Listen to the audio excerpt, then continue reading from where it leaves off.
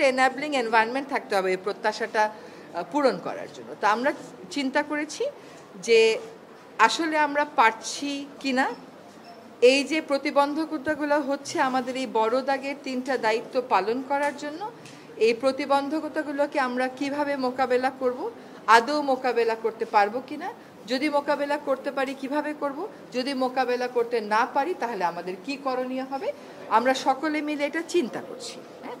আর প্রধান উপদেষ্টা যদি কোনো সিদ্ধান্ত নেন কোনো ব্যাপারে, আমি প্রথম থেকেই বলে এসেছি যে উনি একটা সময় দিয়েছেন, ডিসেম্বর থেকে জুনের মধ্যে নির্বাচন হবে, তার একদিনও এদিক সেদিক হওয়ার কোনো সুযোগ আমাদের পক্ষ থেকে নেই। কাজে এগুলো নিয়ে অন্য ধরনের কোনো কথা বলারও কোনো সুযোগ হওয়া উচিত ছিল না, কারণ বারবারই বলা হচ্ছে যে একটা সময়সীমা দিয়ে দেওয়া হয়েছে। এখন কিছু কিছু গুরুদায়িত্ব তো আছে, সেগুলো পালনের সাথেও তো মাসের একটা সম্পর্ক থাকতে পারে। তো উনার যদি কোনো কিছু বলার থাকে, আমি নির্বাচনের